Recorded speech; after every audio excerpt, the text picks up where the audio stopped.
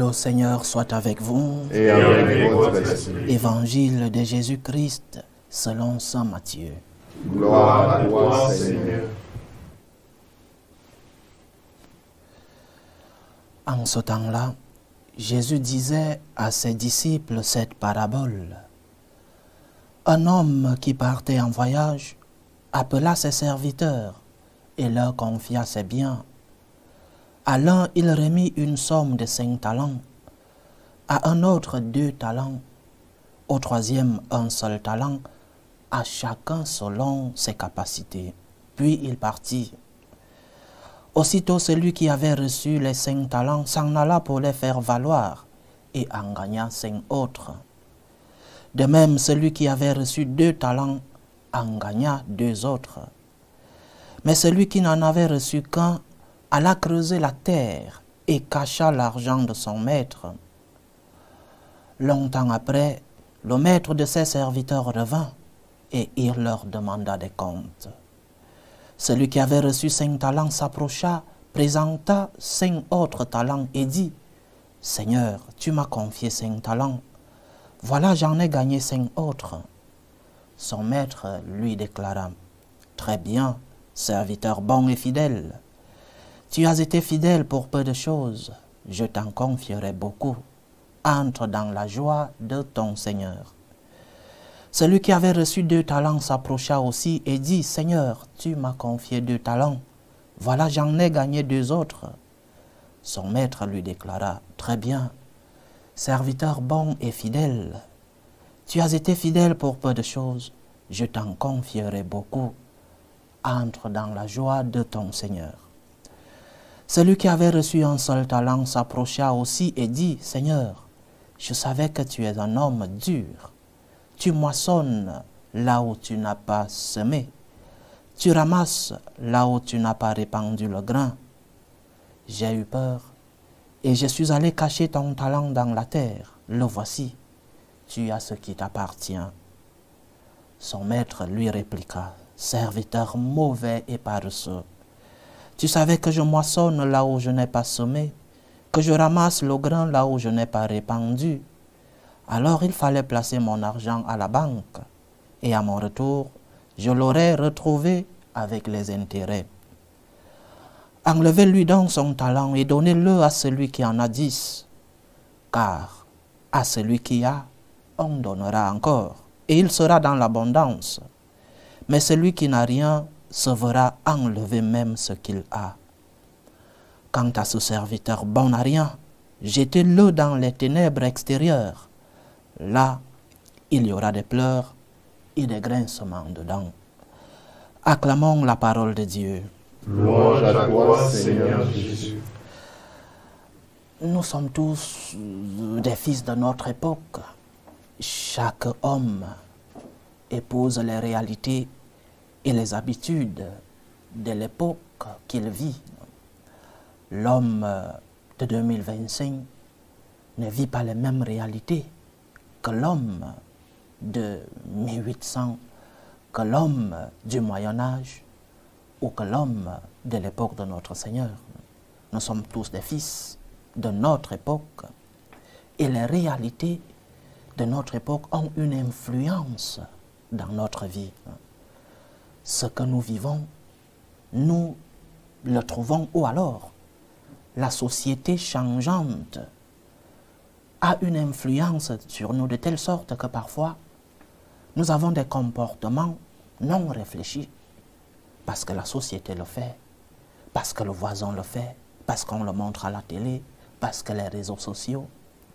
Et nous sommes entraînés par les courants culturels, les courants moraux et éthiques, les courants religieux de l'époque où nous vivons. Et notre époque de 2025 a une grande caractéristique, c'est l'époque des libertés, de la défense des droits.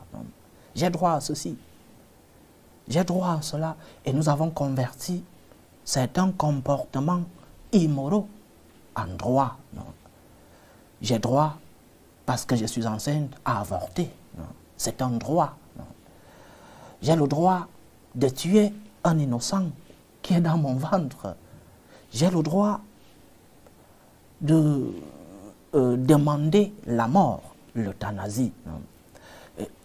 Une époque où nous ne parlons que de droit, c'est une époque, malgré la justice que nous demandons, c'est une époque injuste. Une époque qui ne cherche pas la justice. Parce que si tu ne parles que de droit, tu oublies le revers de la médaille, les devoirs. Non. Si tu ne défends que tes droits, tu oublies tes devoirs. Parce que j'ai droit à ceci, j'ai droit à telle autre chose, j'ai le droit de, j'ai le droit. Et tes devoirs, qui en parle? Et tes devoirs, qui va les défendre? Une époque où nous ne parlons que de droit, c'est une époque, je répète, qui a une influence, même dans notre relation avec Dieu, même dans notre vie spirituelle. Parce que nous voulons transposer ce que nous vivons sur la terre dans notre relation avec Dieu. Comme je suis un défenseur de mes droits, alors même devant Dieu, je vais réclamer, même ce qui n'est pas un droit, je vais réclamer à Dieu. Je n'irai plus vers Dieu comme une personne humble, une créature, mais comme quelqu'un qui va réclamer. Et cela est difficile dans notre relation avec Dieu, parce que nous sommes fils de notre époque, et notre époque a comme caractéristique la défense des droits.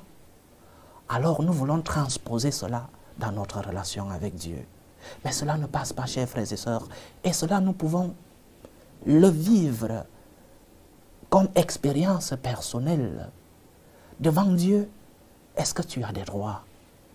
Devant Dieu, est-ce que tu as des droits? Notre époque, ce n'est pas une époque où nous rabaissons la tête, où nous nous mettons à genoux. Aujourd'hui, tout le monde doit tout réclamer. Même, je répète, même ce qui est immoral est devenu droit.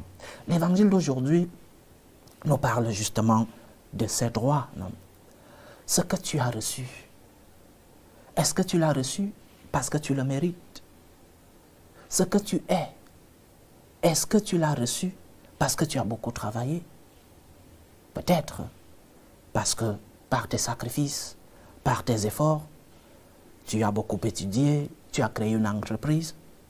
Peut-être. Mais à la fin, chers frères et sœurs, tout est grâce. À la fin, ce que tu as te vient d'une autre personne. Non seulement sur la terre, parce que tes études, c'est un professeur qui t'a enseigné. Parce que l'ouverture de ton entreprise, tu as cherché des connaissances, tes employés et même l'État qui t'a donné une permission de créer ton entreprise. À la fin, tout nous vient d'autres personnes. Et dans notre cas, tout nous vient de Dieu. Et devant Dieu, nous ne pouvons rien réclamer. Parce qu'il nous a déjà tout donné. Parce qu'il nous a aimés en premier. Et devant Dieu, tu ne pourras pas dire, j'ai droit à ceci, j'ai droit à la vie. Il t'a déjà donné la vie. J'ai droit. Non, devant Dieu, nous allons avec humilité. Devant Dieu, nous nous mettons à genoux. Le pape Benoît XVI, dans une homélie, parlait de la théologie des genoux, c'est-à-dire cet homme qui se met à genoux devant son Dieu, c'est reconnaître que Dieu est un supérieur, que Dieu est le Seigneur, et je ne me mets à genoux que devant lui. L'homme d'aujourd'hui se met encore à genoux. Est-ce que nous sommes encore conscients que Dieu n'est pas notre égal, que Dieu est le Seigneur et que devant lui, nous disons merci, nous demandons pardon, mais aussi nous demandons des grâces. Devant Dieu, nous avons des devoirs. Et un de nos devoirs, c'est de porter du fruit parce que le Seigneur nous a donné des talents. Un de nos devoirs, c'est de porter du fruit parce que le Seigneur nous a remplis de dons. Beaucoup de dons que nous avons reçus. Que fais-tu des dons que le Seigneur a bien voulu te donner? Que fais-tu des bénédictions que tu as reçues? Que fais-tu des grâces du Seigneur? Nous, franciscains de Marie, nous disons, après une grâce, vient une action de grâce. Quelles sont tes actions de grâce? Pas seulement un merci de courtoisie, merci Seigneur, mais un merci avec des œuvres, actions de grâce. Après une grâce, viennent des fruits, c'est ce que nous appelons actions de grâce. Quels sont donc les fruits que tu portes? Les dons que tu as reçus, qu'est-ce que tu en fais? Et ces dons doivent non seulement rendre gloire à Dieu, mais aussi aider ceux qui vivent autour de nous. Dieu te demandera des comptes parce que tu as reçu. Tu as reçu 5 talents. Tu devras porter le fruit pour 5 talents. Tu as reçu 2.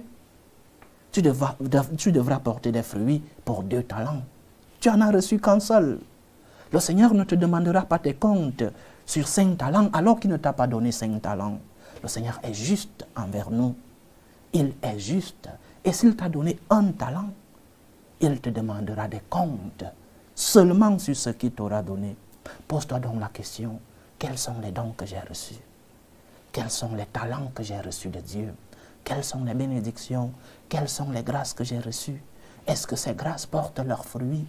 Est-ce que je glorifie le Seigneur à travers les dons que j'ai reçus? Est-ce que je rends grâce à Dieu à travers les dons que j'ai reçus? Est-ce que les grâces que j'ai reçues se transforment en action de grâce? Dieu nous demandera des comptes. Et il est important que nous soyons conscients que nous avons tous reçu des talents. Il est important que nous fassions chaque jour des examens de conscience. Parce que le Seigneur nous a donné à certains 1 talent, à d'autres 2, à d'autres 5. Mais à chacun de nous, Dieu a donné, chacun de nous a reçu quelque chose, quelque merveille de notre Seigneur. Comme la Vierge Marie, aujourd'hui samedi, comme la Vierge Marie, prions avec elle. Le puissant fit pour moi des merveilles. Le puissant fit pour toi des merveilles parce que tu as reçu, parce que le Seigneur t'a béni.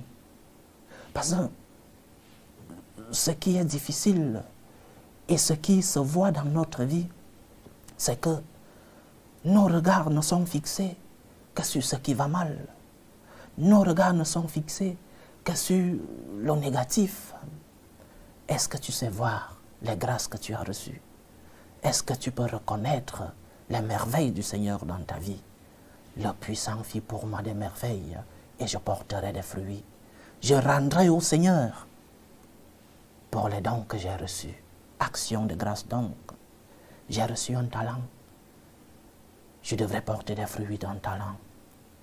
Et je ne dirai pas au Seigneur qu'il est injuste parce qu'il a donné 5 talents à un autre. L'évangile d'aujourd'hui dit que le propriétaire a donné à chacun selon ses capacités. Et Dieu connaît les capacités de chacun d'entre nous. Il t'a donné 1 talent parce que tes capacités ne sont pas les capacités de 2 talents. Il t'a donné 5 parce que tes capacités sont des capacités de 5 talents. Alors, porte du fruit et comme la Vierge Marie, bénis le Seigneur pour les merveilles que tu as reçues. Le puissant fit pour moi des merveilles. Saint est son nom. Loué soit Jésus-Christ. Amen.